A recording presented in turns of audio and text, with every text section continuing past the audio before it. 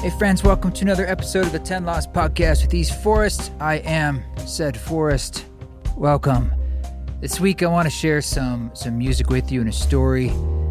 It's got this cool Ram Dass teaching, this micro teaching that he did that's very applicable for today. I put a bit of this up on YouTube and socials, but I want to give you the full recording here. That's also on the Patreon, and as well as the music that led into this. But first, if you want to catch these kind of live happenings when they happen, catch me live. I'm going to be on tour quite a bit more, and a lot of the energies are going into that right now. So the important thing is that and that we gather the tribe here. I will be in Santa Monica on September 12th and Ventura, California on September 14th. That's a Friday and a Sunday. So that's coming right up first. I'm very much looking forward to coming back to the LA area in Southern California. So get a ticket, eastforest.org, tell your friends, all that jazz. And there's lots of fun things coming after that, including the Northeast and the Midwest just got announced for November. Those just went on sale. So if you want to grab a ticket, these are seated shows in some beautiful, beautiful places. Everywhere from Kingston, DEC, Springfield, Mass, Brooklyn, Boston, Columbus, Ohio, Minneapolis, Madison, Milwaukee, Chicago.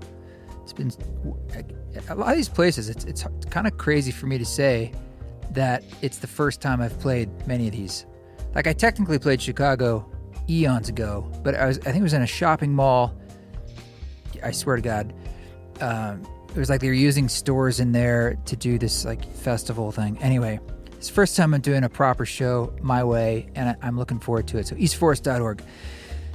So I'm going to play some music that came out of this last run I did in the Southeast. It was really cool to be down there. Nashville, Atlanta, Asheville, Saxapahaw.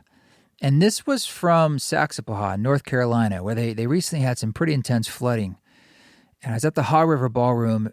Everybody was so sweet on the whole tour and met such amazing people in our community. And I'm standing there outside the Haw River, and like there's a bridge that goes across the river. It's like a wide river, right? And she was telling me, Heather, who works there, that the water was 27 feet. It was over this bridge. It was just hard for my mind to grapple like how much water that was. And it's still like the power lines were down there across the river right there in front of me in the ground, and the building I was standing next to was cracked in half from the water. And this is, North Carolina in particular has been getting hit in different areas. Asheville was hit not too long ago in the hurricane. And there's more weather coming right now. So this is the world we live in. And I was feeling that, but feeling this intense positivity in the room from the community as we cultivated this space together. And I wanted to start playing this track, Dive in my live set. So it's something I worked up before the tour. It's an older song. It's from Music to Be Born To, I believe. Music to Die To, Music to Be Born To. So these are albums from 2015, or is it even older? It's old. But there's songs from ceremonies. They're like my early ceremony records. Kind of like Music for Mushrooms. But before I would say what they were, I was being a bit more oblique about it because I was frankly nervous. Back then the climate wasn't as conducive to being, shall we say, psychedelic positive or forward. And so I would dance around it, but people started to figure it out, and the yoga community for sure figured out that it was just music conducive to an inner journey. And Dive In was a song that was improvised in one of these ceremonies. And I don't feel like I can write music quite like that anymore. It's sort of like you look back on something that happened, it almost feels like a different person. I don't think I would think of lyrics quite as simple as, not simple, but it just feels like a different me. And so when you're trying to learn it and play it live, it's kind of a trip because you're like, what was I doing? And just by playing the music itself, it's almost like stepping into a memory. So I did that, and I've been bringing it into the shows, and honestly still working out the kinks, still trying to find like how does it want to live now? How does it want to live live? And this was so I played it across those 4 shows, and this was the 4th time in Saxapahaw. And afterwards, I just kind of kept going with it. And I think this song's in B flat. So I kept the B flat drone and space going. And I suddenly was like, got this hit about this Ram Dass sample I had in there as well. And it was, I believe, one of the talks, an older Ram Dass talk, that was one of the alternates when we were looking for talks for the Sit Around the Fire song when I was working with John Hopkins. And it's different, of course, than the one that ended up being in Sit Around the Fire, but this one was special, and I did edit it down, but there's this simplicity to it in its approach, essentially for perspective shift, like doing a small perspective shift, and it's helping you recognize how powerful you actually are, right? Yeah, I love the line near the end where it's like, if in the future, if you basically get into something in your head or get into this again, like just don't do it. Don't. Just don't. And that's funny, as Ram Dass was, but it's also him acknowledging that, like, just choose to reorient. Like, literally put your attention and your mind somewhere else in that moment with your next breath, and just take it a breath at a time in that way. And it's okay if things slip this way and slip that way. It can be slippery, but also acknowledging that it doesn't have to be super complicated, or like we don't have to wait for something to like be bestowed upon us, or some sort of great happening or understanding or earning this large, you know what I mean? You don't have to earn it or learn it. You know it already. So I'm going to share that with you now, that recording. And if you want to hear it in high resolution, I put the whole thing on Patreon, and I made this post public. And over there, I can often share very high resolution recordings and meditations and our monthly Zoom council and much more. And I think I put the second half of this on YouTube as well, just the Ram Dass part. And I actually, this is fitting because I just got back. Rod and I were at the Ram Dass Legacy Retreat. So after this little Southeast tour, I had a couple days off in Charlotte, and then we both went up to Boone, where we were at the Ram Dass Legacy Retreat. So I have some fun recordings of that. I did a live set that was very focused around all my different Ram Dass recordings. Did my best to like improvise some stuff around that. And then I also did a talk on Sunday morning about music as a tool, and did another like meditation that was guided into a sort of a longer musical improvisation there. So I was actually going to dig into that, mix those down, and I'll share bits of that with you too. If not on the podcast, definitely on the Patreon, and we'll get some of that up there on YouTube and socials too. So I'm doing this because I'm putting so much time. It takes so much time when you tour.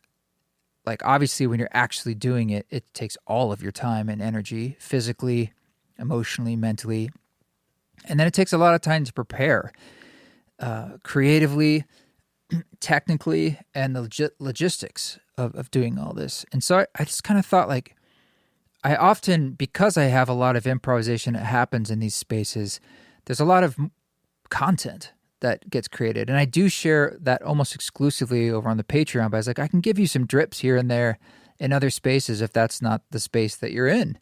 And the spirit of that is to amplify some of these messages that come through, some of these happenings. Because, look, where any creativity comes from, it's flowing through me, through the audience, through the space, from all that is. It's not mine. It's these are messages that I believe are universal. And at a time like now, we need all the tools we can get when it comes to finding our center, which is a practice, by the way. It's not a particular destination that you hit it and that's that. It's like we do this daily. We have different ways that we remember, right? And music is a powerful one. Teachings like those of Ram Dass are powerful ones, and there are many others. Just community itself, the Sangha, is a big one. So I want to be able to share these with you and give you the tools that I have that are coming through me. I want them for you too. So I'll do my best to share some of these on the podcast. Might still do some interviews when that feels appropriate and the right ones come, but I want to play in this space. You can always let us know, of course, at team@eastforest.org, how it's working for you, what you might like to see, or if you have some ideas. If you want to help us on any of these tours and gather the community, That's really important because there's nothing worse than hearing people say, oh, I live in that space. I totally wanted to be there. I had no idea it was happening. And so it's a lot about us being a community together and sort of doing our parts to be the connectors and to make these things occur. Any other things I wanted to let you know from the Legacy Retreat? I got to hang out with Bob Thurman there a bit, which is always so sweet to see him. I believe that's where I met him several years back, and we've run across each other at a few different events. And Christian Das, of course, was doing the kirtan every night. It was great to see him and just everyone in the community. We weren't there the year before, so it was nice to be able to kind of drop back into that super bhakti, bhav, heart open space. And I hope that happens for you as you listen to this. So this is Dive In from live at Saxapaha at the Haw River Ballroom, moving into an improvisation that features Ram Dass with a talk that I'm just calling Being Free. And until then, you keep walking your walk, and I will catch you soon. And thanks for checking out the tour at eastforest.org.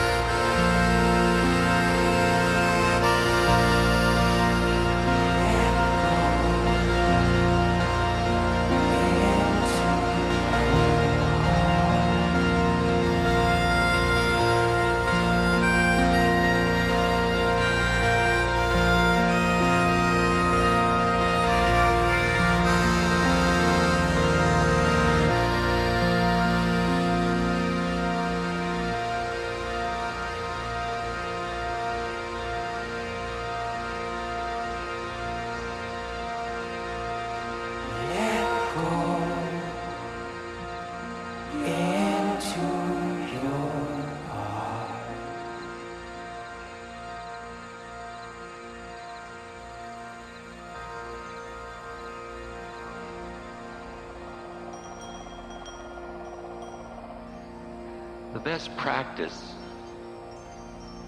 to be free is to be free. That's the practice.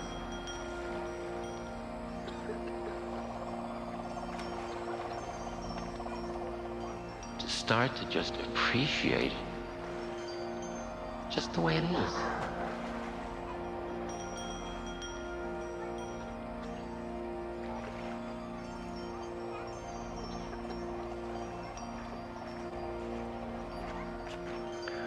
Most people are afraid that if they look at what is, they will break. It'll be too much for you. And I would say it is too much for who you think you are. It is not too much for who you are.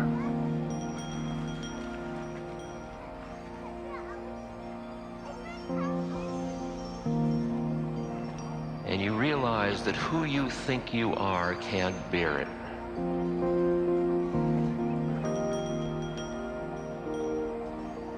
And it forces a connection to the deeper part of being, where all is.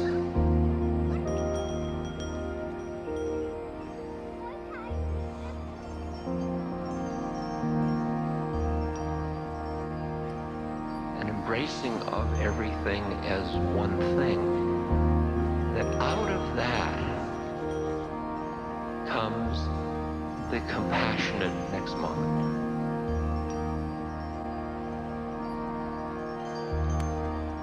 Out of it arises an action.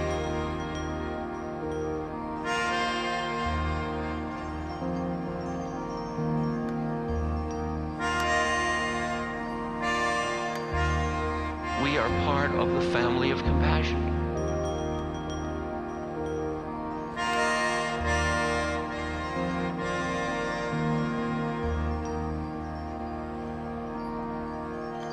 I invite you to examine the myths you live with.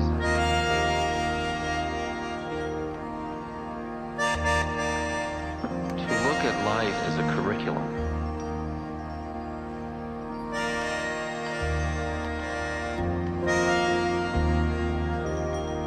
We are interdependent.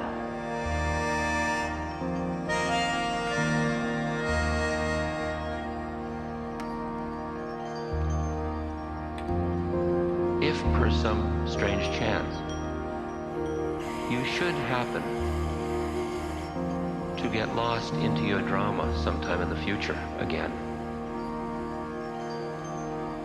don't.